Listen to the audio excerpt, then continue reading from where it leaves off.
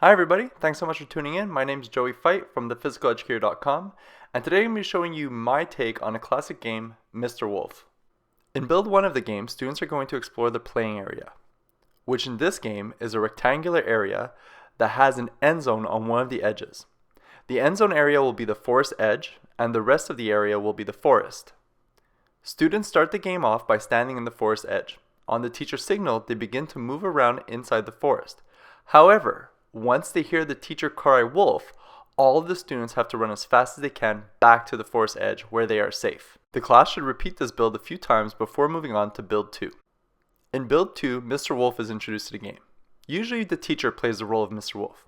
The way this works is that students will together call out, "What time is it, Mr. Wolf?" A question that Mr. Wolf will respond to with any given hour. If, for example, Mr. Wolf says it's 4 o'clock, the entire class takes 4 large steps forward. This process can be repeated a few times to build suspense in the game. The reason I say build suspense is because all the students are trying to anticipate when Mr. Wolf is going to say that it is lunchtime. When Mr. Wolf cries lunchtime, all the students have to get back to the forest edge before getting tagged. If a student is tagged by Mr. Wolf, he or she becomes a wolf and joins Mr. Wolf in calling out hours and attempting to tag fleeing players. In build 3 of the game, we are going to change what happens when a player gets tagged.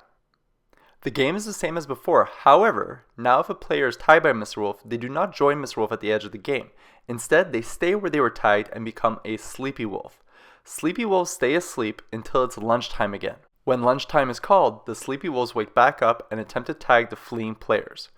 If a fleeing player is tagged by a sleepy wolf, those two players exchange roles. So the player who is tagged becomes a wolf, sleeping in their spot, and the other player becomes a fleeing player once again. However, if a sleepy wolf does not manage to tag a fleeing player, they simply return back to their spot where they were asleep and continue sleeping until the next lunchtime. This means that there can be several sleepy wolves within the game that the fleeing players have to try to avoid at lunchtime. So that's Mr. Wolf, a classic phys ed game that we've broken down into 3 builds. If you'd like to learn more about Mr. Wolf, be sure to click the link in the description below to go to the game page on thephysicaleducator.com. Once again, my name is Joey Fight from thephysicaleducator.com. Thanks so much for watching and happy teaching.